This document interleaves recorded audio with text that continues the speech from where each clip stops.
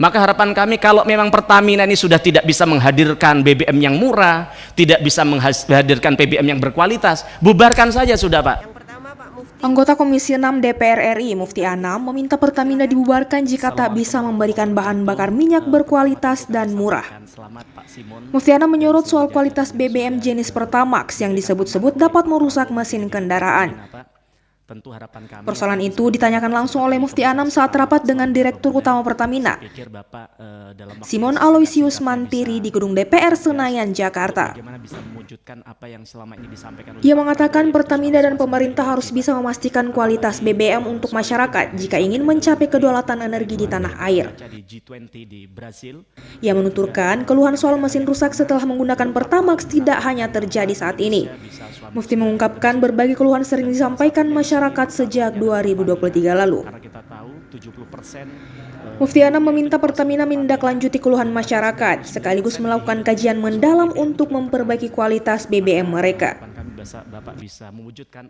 Mufti Anam juga menekankan, penting bagi Pertamina sebagai BUMN penyedia BBM memastikan kualitas bahan bakar yang dijualnya untuk masyarakat. Mufti Anam juga membandingkan harga BBM Pertamina dengan Petronas Malaysia yang lebih murah 50% dibanding dengan harga BBM di Indonesia. Terakhir, Mufti meminta Pertamina untuk mengawasi SPBU agar mematuhi SOP yang berlaku. Pernyataan dari Pak Menteri ESDM, Pak Bahlil, bahwa subsidi Pertalite akan dicabut begitu Pak bagi ojol, karena ojol dianggap bukan bagian dari transportasi umum. Walaupun kami jujur aja soal itu gagal paham Pak, tidak masuk akal bagaimana kalau kita survei, bahkan hari ini misalnya ditanya masyarakat transportasi itu umum apa, transportasi umum itu apa, ya ojol ya kan. Tapi saya tidak tahu itu definisi dari kamus mana yang katanya ojol bukan bagian dari transportasi umum gitu Pak. Tapi dalam konteks saya tidak bicara dalam soal subsidi, karena saya tahu subsidi ada komisi lain yang bisa berbicara soal itu, termasuk soal ESDM Pak. Tapi dalam konteks ini adalah bagaimana ternyata ojol hari ini mereka sudah terdesak, bagaimana mereka harus bersaing dengan mereka dikenain tarif aplikasi 20%. Kemudian juga saya tahu bahwa negara kita, Pak Prabowo punya cita-cita mewujudkan lapangan kerja sebanyak-banyaknya di era kepemimpinan beliau. Tapi jenengan tahu bahwa ojol ini Pak, ada 4 juta orang yang hari ini mengharapkan menyandarkan hidupnya dari soal ojek online Pak, begitu. Nah, tapi kemudian saya tahu dari 4 juta orang tadi mereka punya istri, punya anak, punya keluarga yang tentu jumlahnya jauh lebih besar dari itu, begitu. Tapi kemudian kalau subsidi ini kemudian dicabut, rakyat kita, masyarakat kita, kemudian ojol tidak bisa mengakses Pertalite itu dengan mudah seperti transportasi umum yang lain, ya mereka pada saatnya akan mati juga begitu Pak. Sehingga lapangan kerjaan juga akan berkurang begitu. Nah, dalam konteks Pertamina ini yang ingin saya sampaikan kepada Bapak adalah kita coba belajar. Saya kemarin coba membaca-baca. Ternyata mungkin oke lah kalau Pertalite mungkin kita tidak bisa seterusnya bisa memberikan subsidi kepada rakyat, juga itu tidak mendidik kan begitu Pak. Tapi bagaimana tugas Pertamina ke depan adalah mewujudkan, menghadirkan energi yang mudah dan murah bagi rakyat. Saya coba tadi malam setelah banyak ojol menyampaikan masukan kepada kami Pak, kami coba mencari exitnya apa sih kira-kira yang bisa diberikan Pertamina kepada rakyat kita, khususnya ojol ini Pak. Oke lah Pertalite misalnya tidak ada itu ya kan.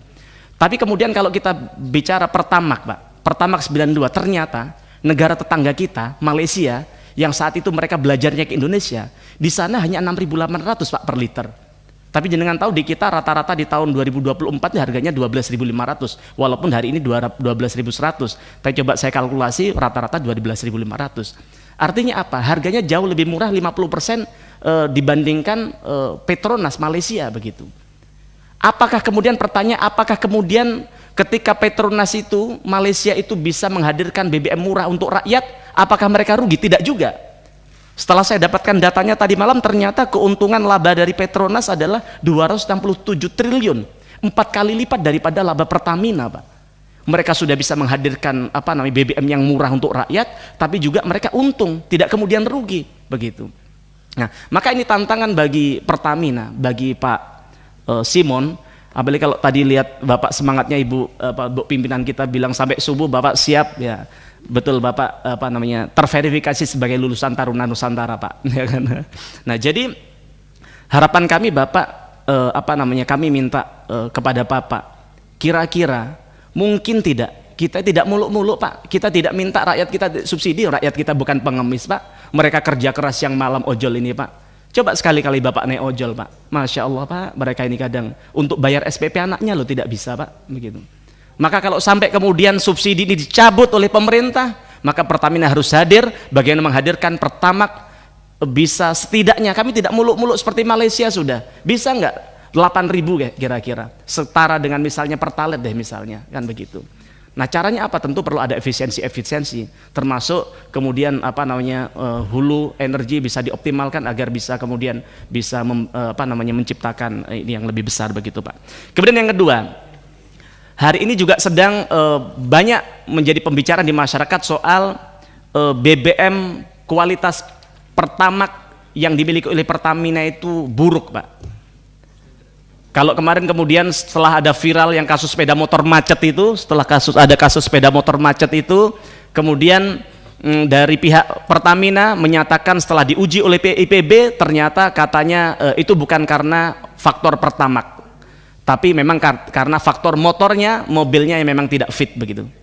Tapi harapan kami Pertamina, Pak Simon juga tidak bisa percaya begitu saja terhadap bawaan Bapak. Masa sih jutaan rakyat Indonesia kalau saya scroll di TikTok itu Pak, itu mengatakan hampir yang bahasanya sama, salah satunya mereka bilang apa Pak, ketika saya ambil garis benang merahnya, ternyata hampir semua mengatakan bahwa kualitas Pertamax ini ketika orang isi Pertamax milik Pertamina ini Pak, motornya berebet Pak, yang kemudian lama-lama motornya macet dan rusak, dan ini bukan 1-2 orang Pak, ribuan. Saya tidak bisa hitung lagi berapa jumlahnya, Bapak bisa tim Bapak bisa hitung itu. Kalau perlu ditindaklanjuti, ditanya namanya siapa, alamatnya di mana, ininya apa ya kan. Jadi harapan kami agar kemudian kualitas Pertamina, integritas Pertamina bisa dijaga, agar apa yang sudah dilakukan oleh founding father kita yang bersusah payah menciptakan Pertamina ini, agar bagaimana bisa kepercayaan bisa tetap terjaga. Karena jenengan tahu seperti di dapil saja Pak. Kan mohon maaf, orang beli mobil tidak semudah Bapak beli mobil Pak, mereka harus kredit bertahun-tahun, sehingga ketika punya mobil mereka harus elus-elus bagaimana dia mengelus-elus istrinya di rumah, betul itu Pak. Nah sehingga ketika dia punya mobil, mereka memikirkan bagaimana ini bisa dapat BBM yang sehat dan baik untuk mobilnya. Dan jenengan tahu dapil saya Pasuruan Pak, tapi mereka jauh-jauh beli BBM ke Surabaya dan ke Malang untuk biar bisa beli di namanya BP Pak. Karena saya tanya, kenapa harus capek-capek ke BP? Karena ya tadi, mobil baru yang mereka milikin, ya itu tadi, nyandet-nyandet katanya orang Jawa ya kan. Bahkan lama-lama harus turun mesin gara-gara kualitas BBM dari Pertamina. Dan yang kedua, ternyata jauh lebih hemat, walaupun kadang harganya juga tidak terlalu berbeda jauh, tapi ternyata juga secara kualitas, secara performa juga jauh lebih baik dan lebih hemat begitu. Nah ini tentu kami minta kepada Pak Dirut, Pak Simon, di rapat berikutnya Bapak sudah menyampaikan kepada kami paparan soal ini sejujur-jujurnya, dan kami minta tindak lanjutin itu Pak, jangan didiamkan itu masyarakatnya di media sosial itu Pak. Maka harapan kami kalau memang Pertamina ini sudah tidak bisa menghadirkan BBM yang murah, tidak bisa menghadirkan BBM yang berkualitas, bubarkan saja sudah Pak, kasih Petronas sudah masuk ke bangsa kita untuk bagian menghadirkan BBM murah. Buat apa kita bicara soal kedaulatan energi, tapi kemudian rakyat kita harus dijerat dengan harga BBM yang mahal, harus ditipu dengan diberikan BBM yang tidak berkualitas. Kita harus bagaimana belajar dari BP AKR atau apa itu, dan kemudian sel yang jauh lebih berkualitas padahal tidak difasilitasi oleh bangsa kita, oleh negara kita untuk menghadirkan BBM di tengah-tengah masyarakat. Kemudian yang ketiga, tadi Pak Wadir tadi menyampaikan bahwa soal solar ini sekarang sudah 100% terdata dengan baik, bahkan pakai QR untuk bagaimana mereka orang yang mau ngisi solar. Panjenengan tahu Pak bahwa banyak hari ini di luar Jawa, bahkan di tempat kami di Jawa Timur, di kota besar Surabaya, Sidoarjo, ada mafia solar yang masih ongkang-ongkang kaki hidup lenggang menjalankan solar subsidi dijual dengan solar industri Pak. Itu banyak, dan saya yakin Bapak pasti dengar itu. Ya tidak perlu disebut di sini, tidak etis kan begitu Mas. Tapi kesimpulannya ya Bapak, ya kita mohon maaf, ini seperti bau kentut kan Pak ya kan. Baunya ada tapi dilihat tidak ada. Nah Bahkan si urusan solar subsidi yang dijual ke solar industri tidak seperti bau kentut, Pak. Ini kelihatan orangnya siapa, baunya di mana, ya kan? Dan siapa yang memfasilitasi, tapi saya tidak tahu kenapa Bapak tidak bisa bergerak. Bapak sudah punya data. Jangan-jangan dari 100% data yang Bapak punya tadi, sekian persennya fiktif yang kemudian dimanfaatkan oleh oknum-oknum tadi itu, Pak. Maka harapan kami, Pak Simon, yang kami bersyukur, kami lihat profil Bapak sangat luar biasa. Kami berharap banyak agar kita di Komisi 6 ini tidak hanya sekedar rapat, tidak hanya sekedar formalitas, tapi ada sesuatu yang kita lakukan untuk bangsa dan negara kita di tempat ini, salah satunya soal ojol dan soal kualitas BBM tadi itu. Kemudian selanjutnya, Pak, soal harga aftur. Kami mengapresiasi tadi Bapak sampaikan di salah satu anak usaha Bapak ada namanya Pelita Air, Pak. Kami jujur kami apresiasi ke Pelita Air. Pak Dirut tadi mana Pak Dirut Pelita Air? Hebat ini, Pak. Karena saya tidak kenal, saya baru tahu hari ini, tapi kami kalau ke daerah sekarang nyari pesawat yang on time, yang ekonomis ya Pelita Air, Pak. Nah, tepat waktu juga kata Pak Andri. Saya nggak tahu ke Padang ada nggak, Pak? Kayaknya belum ada. Oh, ada sudah, ya. Oh, sehari sekali ya. 3 kali sehari. Tapi maksud kami apa, Pak? Ini kan mafia penerbangan kan tidak bisa diberantas begitu saja, Pak. Kita bisa bicara saja soal Lion Air yang bikin tarif yang ugal-ugalan. Bapak tahu, kemarin saat pertandingan Jepang-Indonesia, itu saya cek harga tiket, masyarakat Jepang lagi berbondong-bondong Indonesia, paling mahal hanya 5 juta, Pak, dari Jepang ke Indonesia. Tapi di hari yang sama, saya cek penerbangan dari Jakarta ke Labuan Bajo, Pak, 6 juta, Pak. Jauh lebih mahal di dalam negeri kita daripada orang dari Jepang ke Indonesia. Maka bagian dari Bapak, apalagi pernah dididik di Taruna Nusantara, ke Bapak merah putihnya harusnya lebih kental daripada rakyat-rakyat yang lain, Pak. Maka harapan kami dalam rangka menyelamatkan bangsa kita agar kita tidak jajah oleh mafia-mafia tadi, perbesar itu, Pak, namanya Pelita Air, Pak. Karena pesawatnya sudah bagus, bersih, tepat waktu dan terjangkau. Kalau perlu bisa-bisa ya seperti yang target yang sudah dilakukan oleh Pertamina ini, salah satunya adalah membantu pemerintah untuk menurunkan harga tiket dengan menurunkan harga aftur. Tapi apakah dengan menurunkan harga aftur 10% tadi sudah cukup untuk rakyat kita? Tidak, ya kan? Karena hari ini juga harga tiket masih mahal. Maka solusi lain adalah bagaimana Bapak bisa mendorong agar orang, kalau zamannya di Inka, Pak, semantau kereta api sampai hari ini, walaupun Pak Jonan sudah berapa puluh tahun lalu jadi dirut KAI, tapi orang kalau lihat KAI selalu ingat namanya Pak Jonan. Maka kami pengen ketika orang ingat namanya Pelita Air, dia ingat namanya Pak Simon, Pak, ke depan, gitu, Pak, ya.